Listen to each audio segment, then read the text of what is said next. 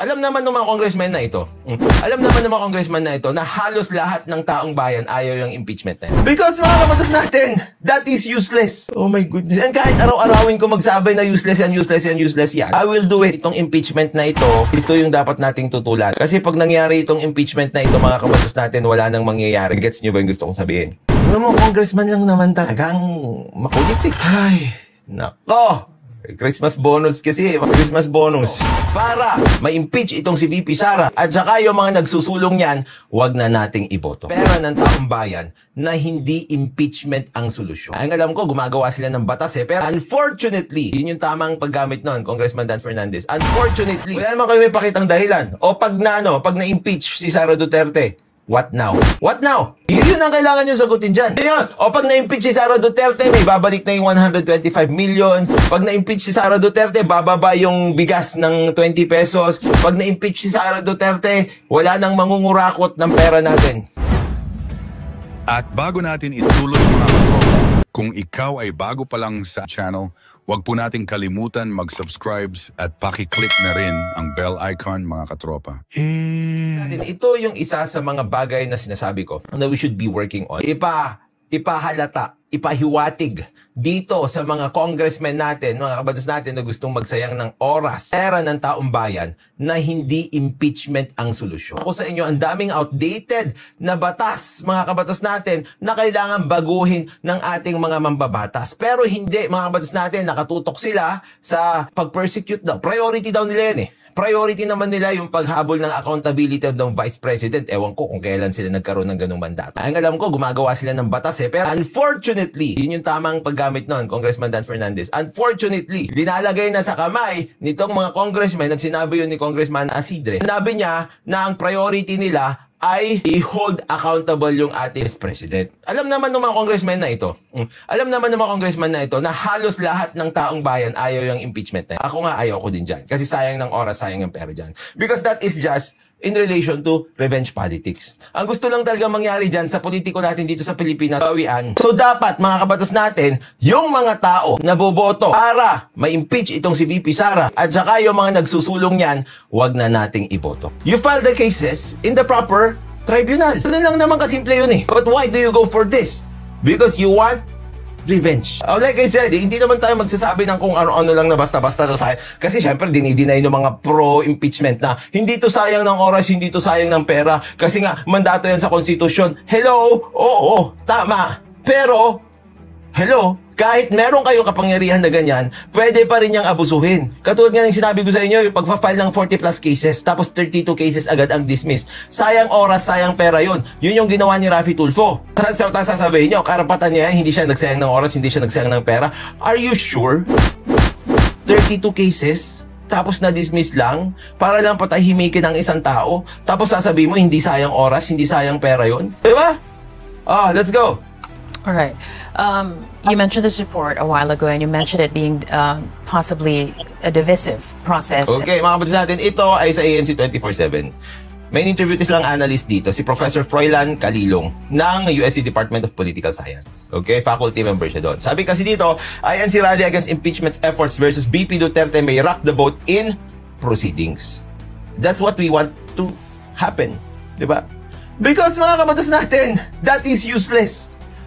Oh my goodness. And kahit araw-arawin ko magsabi na useless yan, useless yan, useless yan, I will do it. As well. It already has been reported, Dr. Calilong, that the huge religious bloc of the Iglesia ni Cristo, they're already preparing for a massive rally in support of the Vice President. What do you make of it? Rally dahil sa ayaw nyong masayang ang pera at oras ng taong bayan. Okay? Some kind of doubt, perhaps, okay, on the minds of the people, especially because here is a religious group backing up the Vice President with. Ito nga, backing up the Vice President. I don't know if yun nga yung problema ko dito. I don't know if he speaks for the INC. Pero I want some clarity. Sino ba mga taga-INC dito? Itong rally-rally na ito, di naman nakakatulong sa pag-unlad natin. Sabi niya ganyan ni Caliber RB. Well, I beg to disagree in this particular point, no? Like I said, no, itong impeachment na ito yung dapat nating tutulan. Kasi pag nangyari itong impeachment na ito, mga kabatas natin, wala nang mangyayari. Nagets nyo ba yung gusto kong sabihin? Kapag nangyari itong impeachment na ito, wala nang mangyayari. Everyone will be tied up there. Kahit ikaw at ako. Alleged charges of corruption. So this, I think, will create some kind of a different take on the part of the public, because how come a religious organization as big, and as prominent as the Iglesia ni Cristo will be backing somebody whom they are being accused of graft and corruption? So there is this moral undertaking on the part of the Iglesia ni Cristo, and saying that maybe Vice President Sara Duterte, for them as in their eyes, is innocent of this high crime. So kasi hindi rin kasi naman talaga it's not for Iglesia ni Cristo din to judge. Kasi parang sinasabi niya dito si Professor na tinitignan daw ng Iglesia ni Cristo na inosente si VP Sara. Well, just like you cannot be a judge convicting a person, okay? Hindi ka rin naman pwedeng maging judge na sabihin talaga na siya rin ay walang sala. Okay? And of course, meron tayong presumption of innocence. Pero syempre, kapag kunwari, nandiyan na nga yan, di ba? May mga accusations na gano'n, we cannot preempt yung mga kaso na ifa-file sa kanya. Although there is the presumption of innocence, wala namang problema dyan.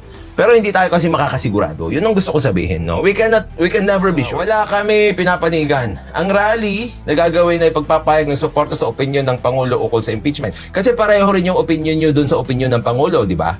Tama ako, di ba? Take note, opinion ng Pangulo dapat lang ayusin na magkaisa dahil kawawa ang bayan. O, di ba? Yung mga congressman lang naman talagang makulit eh. Ay, nako! Christmas bonus kasi, mga kabatas natin. Christmas bonus.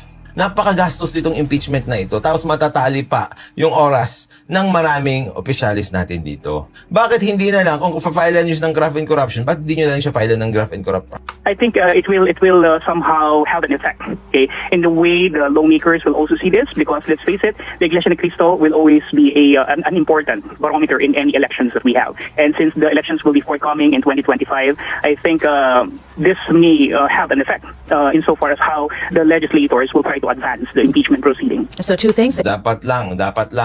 And this is what I want to happen. Pag nga sinabi ko, we should support the people who are actually doing the right thing. It's very obvious. Sabi nila, hindi naman sayang oras, sayang pera niyan. Diba? Sabi ni Ortega, sabi ni Isidre, hindi naman sayang oras kasi mandato yan. Pag may mandato ka ba, ibig sabihin hindi ka na pwedeng magsayang ng oras at sayang ng pera. Ang bababaw kasi ng dahilan nila, give me one good reason na may pro-produce nitong impeachment ng Vice President. Aside from the fact na, unang una, gusto niyo siya ma-disqualify for the 2028 elections. Pangalawa, nagre-revenge o naghihiganti kayo. Ano naman kayo may pakitang dahilan? O pag na-impeach si Sara Duterte, what now? What now? Yun ang kailangan nyo sagutin dyan. O pag na-impeach si Sara Duterte, may babalik na yung 125 million. Pag na-impeach si Sara Duterte, bababa yung bigas ng 20 pesos. Pag na-impeach si Sara Duterte, wala nang mangungurakot ng pera natin. Pwede ba yun? Sabihin nila? So yun ang gusto kong ipakita nilang resulta eh. Tell us, hindi na maipakita. Parang ipahiwatig nila sa atin na magiging resulta ng impeachment na. Our congressmen and even our senators would want to have in their favor. So I think this really works in the case of the VP Sara Duterte at this point in time. All right, and as a final question, if that indeed happens, if the boat keeps on, just being steady, nothing happens, what then will that make of the institution or the constitutional process of having an impeachment proceedings, which is enshrined in the Constitution, and also the institutional integrity of the House of Representatives, if in case this impeachment doesn't see the light of day?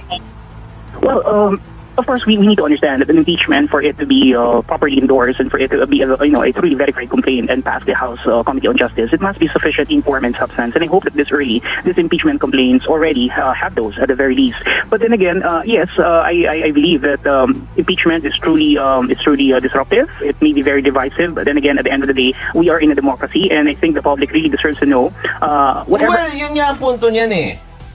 That's the very point of democracy. The very point of democracy is that power emanates from the people. That is the reason why the people, like us, like you, should tell these congressmen kung ano ang gusto nyo. Because the power emanates from you. And that is why this Iglesia ni Cristo is doing this particular prayer rally. It is for them to exercise democracy.